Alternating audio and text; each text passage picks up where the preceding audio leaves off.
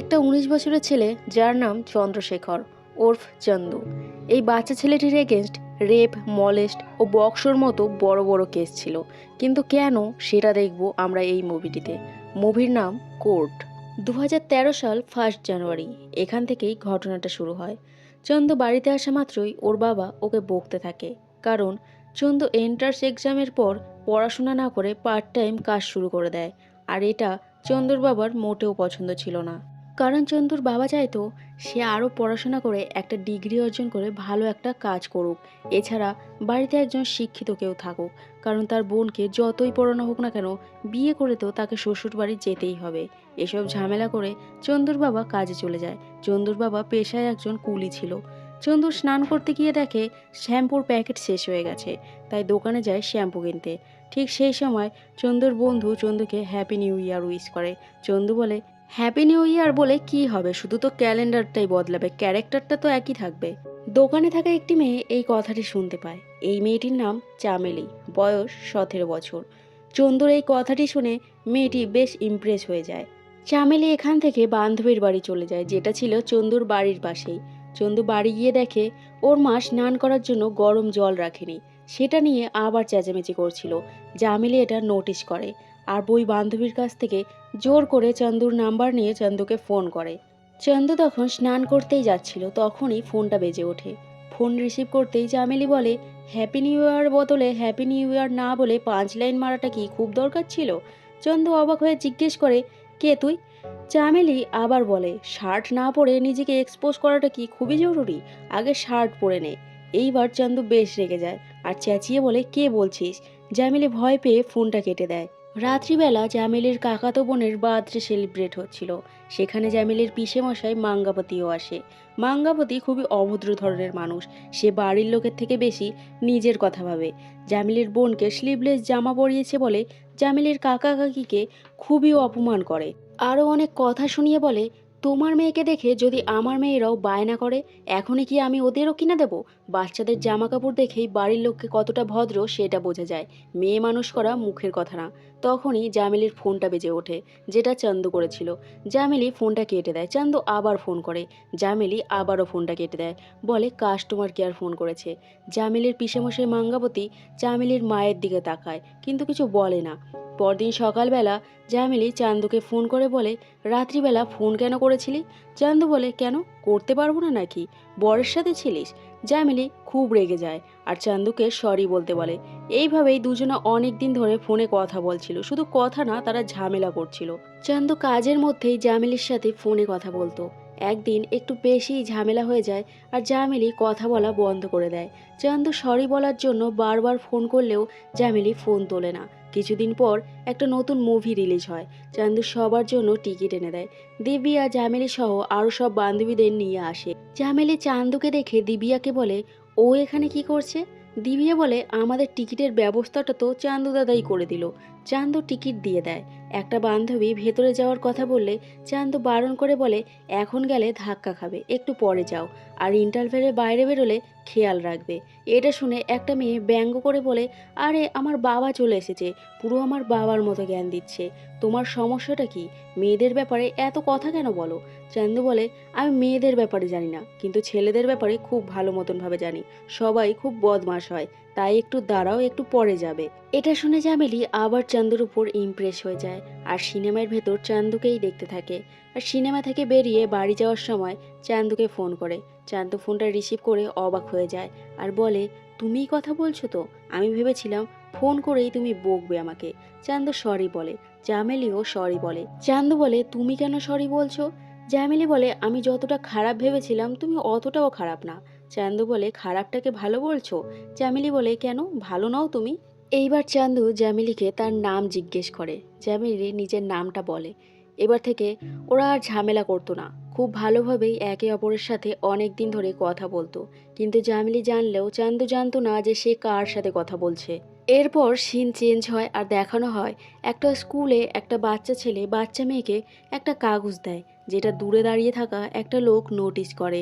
সন্ধেবেলা ছেলেটার বাড়িতে পুলিশ আসে আর ছেলেটির বাবার দুধের ড্রামের ভেতর থেকে গাঁজা খুঁজে পাওয়ায় তাকে অ্যারেস্ট করে পুলিশ স্টেশন নিয়ে যায়।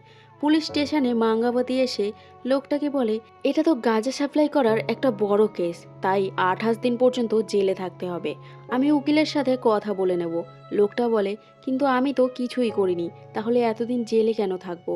তখন মাঙ্গাপতি বলে, আমি জানি তুমি কিছু করনি, কিন্তু তোমার ছেলে তো করেছে, জিজ্ঞেস করো ওকে।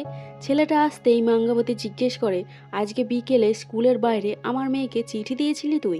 ছেলেটা বলে, না স্যার, ওটা চিঠি ছিল না, ওটা ওয়ার্কশিট ছিল, আপনি ভুল বুঝেছেন স্যার।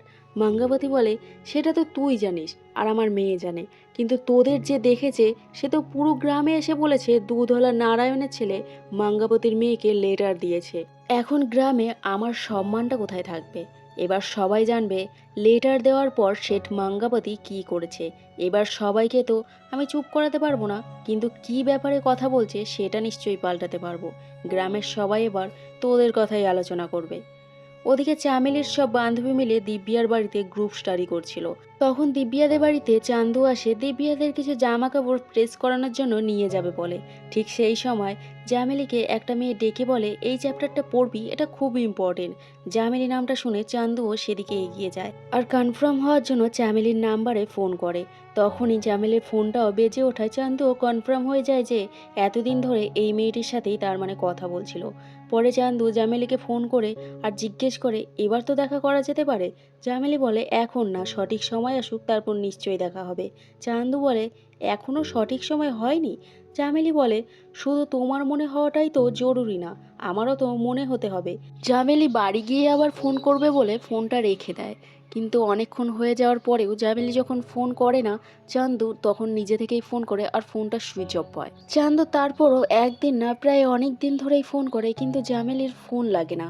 তখনই একদিন রাস্তায় দিব্যাকে দেখে জিজ্ঞেস করে, কি রে, কোথায় যাচ্ছিস, গ্রুপ স্টাডি করতে? দিব্যা বলে, না, পরীক্ষা শেষ হয়ে গেছে, এখন ফুল রিল্যাক্স। জামেলিকে ফোনে না পাওয়ায় চান্দুও অনেক টেনশনে ছিল। অনেকদিন ধরে কন্টিনিউ জামিলকে ফোন করছিল, কিন্তু ওর ফোন অফ ছিল। হঠাৎ একদিন দিব্যা চান্দুকে ফোন করে ডাকে, ওর বার্থডে সেলিব্রেট করবে বলে। চান্দু ভাবে সেখানে জামেলি নিশ্চয়ই থাকবে, সেই জন্য তাড়াতাড়ি বাইক নিয়ে যায় আর গিয়ে দেখে সেখানে সত্যিই জামেলি রয়েছে, যাকে দেখে চান্দু অনেক শান্তি পায়। কেক কাটার পর জামেলি সমুদ্র ধারে যায়, চান্দুও যায় তার পিছু পিছু। জিজ্ঞেস করে, তোমার ফোন কি হয়েছে? জামেলি বলে, রিপেয়ার করতে দিয়েছি, খারাপ হয়ে গেছে। চান্দু রেগে বলে, এই কথাটা তুমি এত রিল্যাক্সভাবে বলছো? জানো তোমার সাথে কথা না বলতে পারায় আমার কেমন ফিল হচ্ছিল? চামেলি জিজ্ঞেস করে, কেমন হচ্ছিল?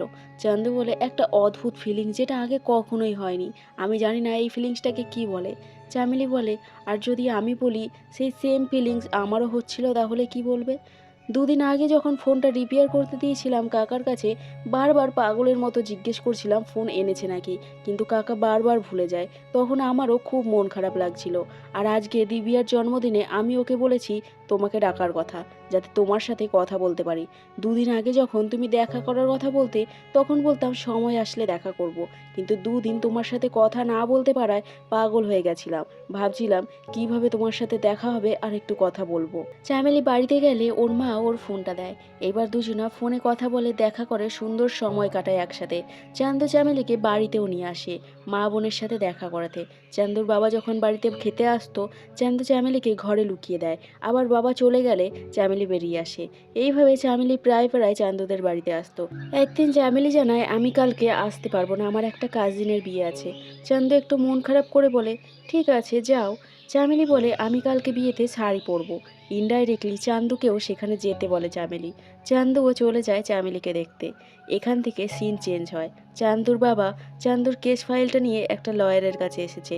আসলে চান্দুর কেসটা যে লয়ারটা নিয়েছিল সে খুবই হালকাভাবে কেস লড়ছিল, কারণ তাকে কিনে নিয়েছিল মাঙ্গাপতি। তাই চান্দুর বাবা খোঁজ নিয়ে একটা ভালো লয়ারের কাছে যায়। লয়ারের ম্যানেজার কেসটা পড়ে, কিন্তু লয়ার ব্যস্ত থাকায় ওদের পরের দিন আসতে বলে। পরের দিন লয়ার যখন কেসটা পড়ে, সাথে সাথেই বারণ করে দেয়, কারণ এই বড় বড় কেসগুলো জেতার চান্স ছিল খুবই কম। এরপরও ম্যানেজার সুরিয়া চান্দুর বাবার কাছে জানতে চায় এমন কি হয়েছিল যে চান্দুর উপর এত বড় বড় কেস দেওয়া হয়।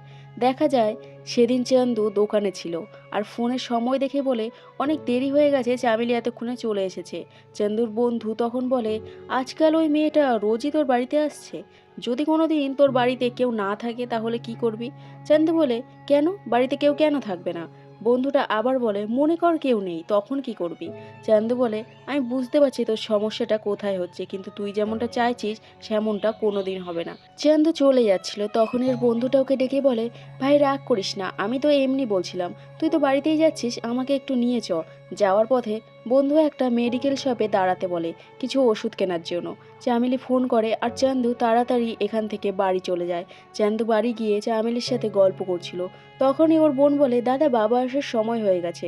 চান্দু ও চামেলিকে ঘরের ভেতর লুকিয়ে দেয়। চান্দুর বাবা রোজকার মতো খেতে বসেছিল। ঠিক সেই সময় মাঙ্গাবতী, চামেলির মা ও দাদু আর পুলিশ নিয়ে চান্দুর বাড়িতে ঢোকে। চান্দুর বাবা কি হয়েছে জিজ্ঞেস করায় পুলিশ বলে, ঘরের ভেতর যে মেয়েটাকে লুকিয়ে রেখেছিস তাকে তাড়াতাড়ি বাইরে বের কর। চান্দুর বাবা অবাক হয়ে যায়, কিছুই বুঝতে পারে না। চেঁচামেচিতে চামেলি জানলা খুলে দেখে বাইরে কি হচ্ছে। দেখে মাঙ্গাপতি আর ওর মা পুলিশ নিয়ে এসেছে। এটা দেখে নিজে থেকেই বাইরে বেরিয়ে আসে। পুলিশ চান্দুকে অ্যারেস্ট করে, বলে চামেলির বয়স 17 বছর 8 মাস। একটা মাইনর মেয়েকে মা বাবার অনুমতি ছাড়া ঘরে লুকিয়ে রাখা একটা ক্রাইম, এই জন্য চান্দুকে অ্যারেস্ট করা হলো। চামেলিকে বাড়িতে নিয়ে এসে মাঙ্গাপতি ওকে খুবই মারে। তখনই পুলিশ স্টেশন থেকে ফোন করে আর বলে, চান্দুর বাবা মা এসেছে, ওদের পুলিশ স্টেশনে ঢুকতে দেওয়া হয়নি, ওরা বাইরে বসে আছে, আর ছেলেটার সাথে কি করবে? মাঙ্গাবতী বলে, কি করবে মানে? ওর উপর কেস করে দাও। পুলিশ বলে তার জন্য মেয়ের স্টেটমেন্ট লাগবে। মাঙ্গাপতি চামেলিকে নিয়ে যেতে চায়, কিন্তু ওর মা বলে, আমার মেয়ে পুলিশ স্টেশন কোর্ট কোথাও যাবে না, ওই ছেলেটাকে ওয়ার্নিং দিয়ে ছেড়ে দাও। মাঙ্গাপতি আরও অভদ্রভাবে বলে, কি বললি? ওটা কি তোর জামাই হয় যে ছেড়ে দেবো? আরও অনেক উল্টোপাল্টা কথা বলতে থাকে। জামিলির মা বলে, যা করার করুন, কিন্তু আমার মেয়ে কোর্টে যাবে না। মাঙ্গাপতি লয়ার দামোদরকে নিয়ে পুলিশ স্টেশনে যায়। লয়ার একটা স্টেটমেন্ট লিখে দেয়। হ্যারাসমেন্ট, ব্ল্যাকমেল, স্টক, মলেস্ট ও পক্সো অ্যাট্রাক্টের মতো বড় বড় কেস করতে বলে। লয়ার বলে, যা করার তোমাদের করতে হবে, মেয়ে কিন্তু কোর্টে আসবে না। পুলিশ বলে, আমরা তো কেস চালিয়ে নেব, কিন্তু পক্সো কেসে যদি মেয়ে এসে স্টেটমেন্ট না দেয় তাহলে কি করে হবে? লয়ার বলে, কাঁধে হাত দিয়ে বন্ধুরা কথা বলে, কিন্তু এই হাতটাই যদি একটা 17 বছর মেয়ের কাঁধে রাখা হয় সেটা পক্সো অ্যাট্রাক্টের মধ্যে পড়ে। আর যদি মেয়েটা বলে যে ও রাখেনি, আমিই ওর হাতটা আমার কাঁধে রেখেছিলাম, তাহলেও শাস্তি হবে, আর এটা পক্সো আন্ডারে পড়ে। মাঙ্গাবতী বেরিয়ে যাওয়ার পর হাবলদার ইন্সপেক্টরকে বলে, এটা কি স্যার, এখন আমরা কি করব সেটাও কি উনি বলবে? ইন্সপেক্টর বলে, না হলে মাঙ্গাবতী বলবে। তুমি দামোদরকে কেস লড়তে কখনো দেখেছো? এইবার দেখবে, খুবই ডেঞ্জারাস একটা লয়ার। একটা কনস্টেবল এসে চন্দুর বাড়ির লোকদের বলে, আপনারা সবাই এখানে কি করছেন?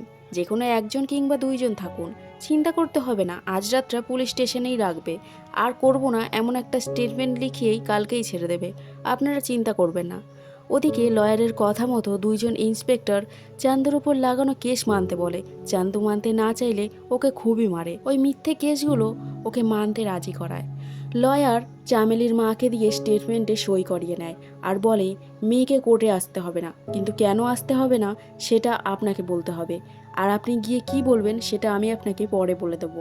এদিকে চান্দুকে রাত পর্যন্ত মারধর করে ওর উপরে লাগানো কেসে রাজি করিয়ে রাতারাতি পারমিশন নিয়ে 14 দিনের জন্য রিমান্ডে পাঠিয়ে দেয়। চান্দুর মা বাবা তখনও পুলিশ স্টেশনের বাইরেই বসেছিল। একজন কনস্টেবল এসে ওদের জানায় চন্দুর নামে কেস রেজিস্টার করা হয়েছে, ওকে লকআপে রাখা হয়েছে লয়ার নিয়ে কোর্টে দেখা করতে। চন্দুর মা পুরো ভেঙে পড়ে, কারণ কিছুক্ষণ আগে একজন কনস্টেবল জানিয়েছিল ওকে ওয়ার্নিং দিয়েই ছেড়ে দেওয়া হবে। পরের দিন চন্দুর বাবা একজন লয়ারের কাছে যায়। চন্দুর কেসটা পড়ে লয়ারটা বাঁচিয়ে নেওয়ার আশ্বাস দিলেও পরে মাঙ্গাপতির কাছে বিক্রি হয়ে যায় আর খুবই খারাপভাবে কেস লড়ে, এতটাই খারাপভাবে কেস লড়ে যে সব কিছু চন্দুর এগেনস্টে চলে যায়। কোর্টে লাস্ট একটা ডেট দিয়েছে চন্দুরকে সে রায় শোনানোর জন্য। ঠিক এই সময় চন্দুর বাবাকে একজন অন্য লয়ারের কথা বলে, আর চন্দুর বাবা অনেক আশা নিয়ে এখানে আসে। সুরিয়া সব কথা শুনে সিদ্ধান্ত নেয় এই কেসটা সে নিজে লড়বে। কিন্তু অ্যাডভোকেট সুরিয়াতে যে কি পারবে এই কেসটা জিততে, আর চন্দুর বাড়ির লোককে সঠিক ন্যায় দিতে? এটা দেখবো আমরা পরের পার্টে।